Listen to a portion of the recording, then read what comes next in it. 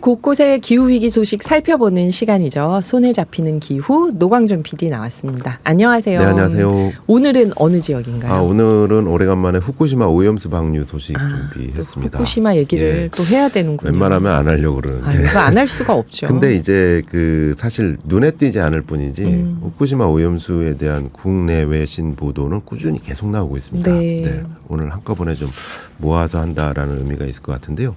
어젯밤 JTBC에서 중요한 인터뷰가 나왔습니다. 이 과거 후쿠시마 원전을 설계했던 일본의 저명한 원전 설계 전문가가 이 발언을 했는데요. 이분이 직접 원전을 설계하셨던 분이고요. 이분한테 이제 JTBC 기자가 물었죠. 일본 정부하고 도쿄전력은 오염수 방류가 한 30년 걸릴 것 같다라고 하는데 어떻게 생각하십니까? 하니까 이런 말을 했습니다. 연구이 끝나지 않을 겁니다. 끝나지 않아요. 이게 오염수 무슨 방류는 얘기일까요? 끝나지 않는다. 우선 이분이 어떤 분이냐면 올해 74세 고토 마사시 박사입니다. 공학 박사이고요. 1989년에 도시바에 입사를 해서 이 원전 경납 용기만 설계를 맡아왔습니다.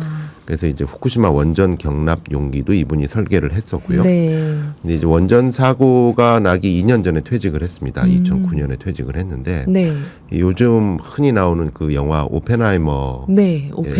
오펜하이머도 미국의 저명한 핵 물리학자인데 원전 개발에 참가를 했다가 그 후에 이제 더 이상 내가 개발을 했지만 이게 무분별하게 사용해서는 안 된다 핵이.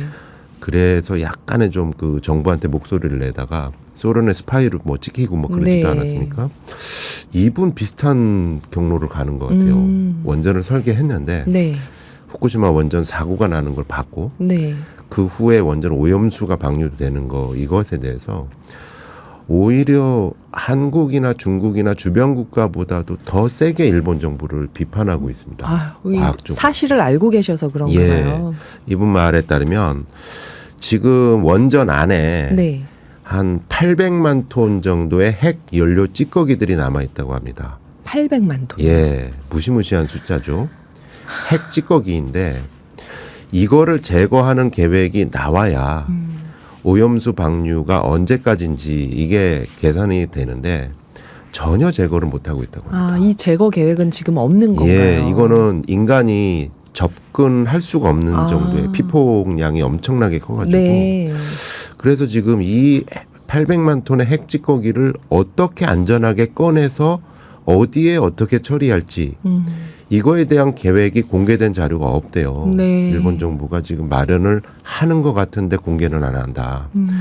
그리고 지금 시점으로는 전혀 보이지 않기 때문에 이런 상황에서 오염수 방류를 먼저 시작한 것은 굉장히 무책임한 일이다.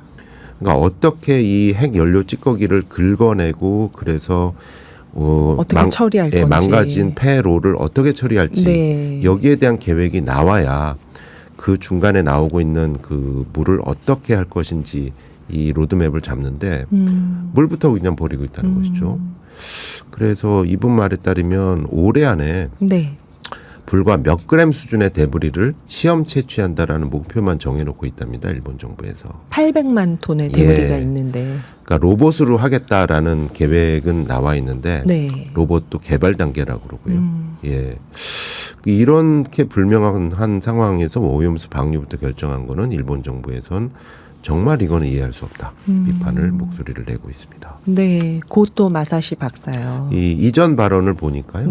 이전 발언에서 비슷한 얘기를 했어요. 지난번에 그 미국의 핵 전문가가 왜 꼭 오염수를 방류해야 되느냐. 콘크리트화가 있는데 이런 말을 했는데 이분도 비슷하게 얘기를 하고 있습니다.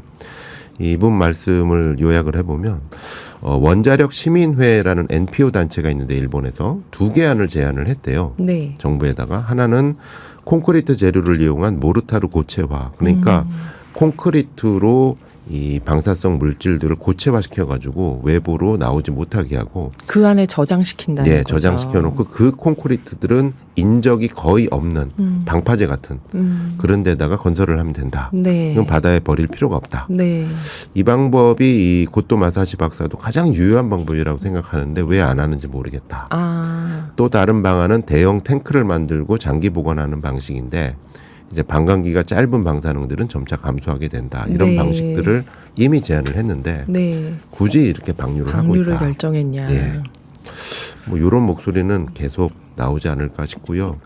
이 가장 많이 걱정하는 과학계에서 그러니까 삼중수소가 유해하다 아니다 이거는 사실 갈라져 있잖아요. 네네. 전공이 뭐냐에 따라서 또 이해관계가 뭐냐에 따라서. 근데 많은 과학자들이 공통적으로 지적하는 문제는 언제까지 방류할 건가? 아, 이게 30년으로 안 끝난다. 안 30년도 끝난다. 길지만. 예. 100년 가도 어떻게 될지 모르는 거다. 네. 그러니까 폐로 계획 자체를 지금 세우기 못하는 거고 말씀드렸다시피 800만 톤의 핵직거기를 어떻게 꺼내서 어떻게 처리할까 여기에 대한 로드맵 자체가 없다라는 것입니다. 네.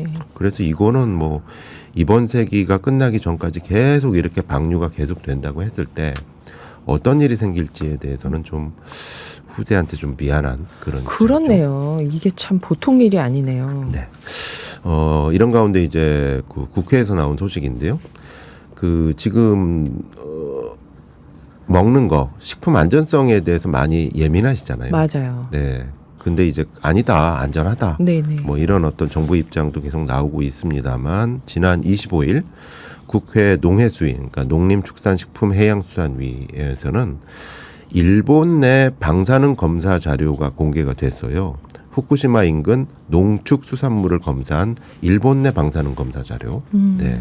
일본 후생노동성에서 공개한 자료인데, 그러니까 우리나라가 일본산 수산물 수입을 금지한 게 지난 2014년부터거든요. 네. 그러니까 2014년부터 지금까지 한 10년 정도 계속 금지되고 있는데. 계속 금지해 오고 있는데 이 사이에 이 일본의 후생노동성에서 계속 방사능 검사를 했더니 후쿠시마 현 인근 14개 현에서 나온 농축수산물 2,368건이 방사능 기준치를 초과했더라. 아, 여기서 방사능 기준치는 사실 많은 방사능을 한꺼번에 한 것 같지는 않습니다. 세슘 하나만. 세슘 하나만요. 예, 세슘 하나만 킬로그램당 100베크렐 이하를 적합으로 보는데 100베크렐을 넘은 것들이 2,358건이었다.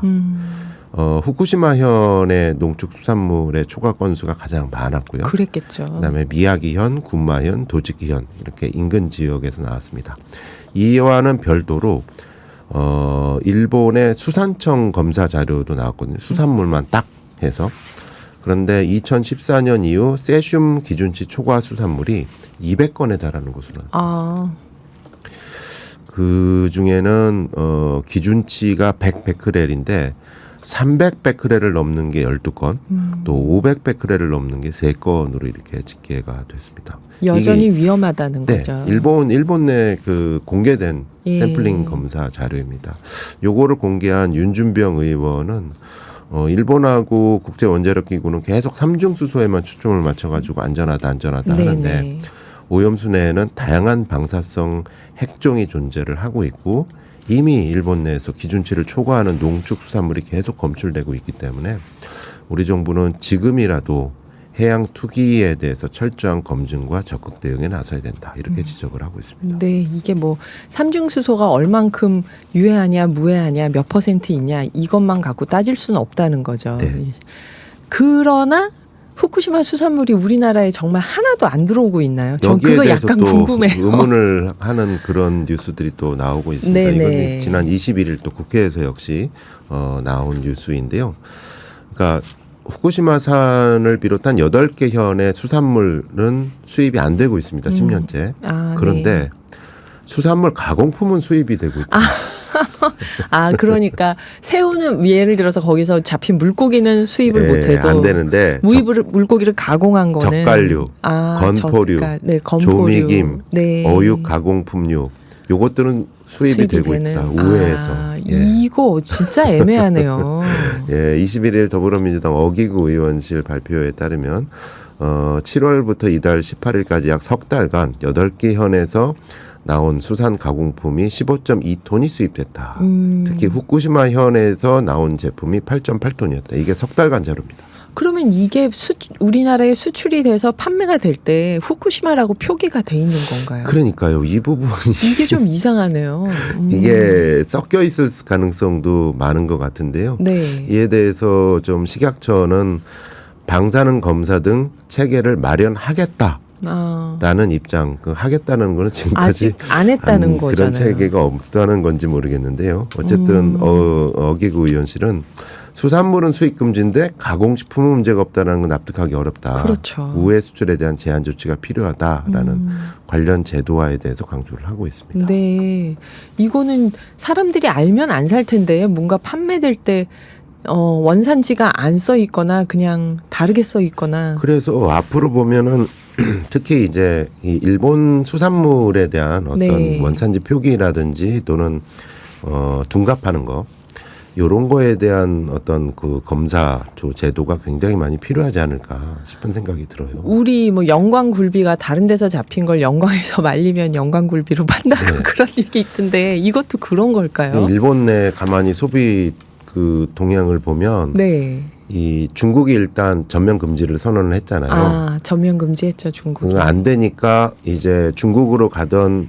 수산물들은 쌓여 있는데 네. 내수를 굉장히 활성화시키는 것 같아요. 먹어서 돕자 이런 식으로 총리부터 네. 막 후쿠시마산 수산물을 막 드시잖아요. 먹자. 그게 일본 사람들한테는 먹히는 것 같아요. 아. 굉장히 할인 행사도 많고. 네. 그래서 오히려 후쿠시마산 수산물은 내수해서 많이 먹어가지고 오히려 가격 변동이 없는데 네. 다른 뭐 예를 들어서 홋카이도 가리비 같은 거 예. 요런 거는 안 팔려가지고 쌓여 있다는 거예요. 수출이 안 되니까. 아, 일본산을 지금 중국은 전면 다 금지를 한 거군요. 이렇다 보니까 일본 내 수산물 어디에서 어떤 것들이 어떤 식으로 이렇게 그 둔갑해가지고 나올 그런 유혹은 시장에서 계속 되고 있다는 것이죠.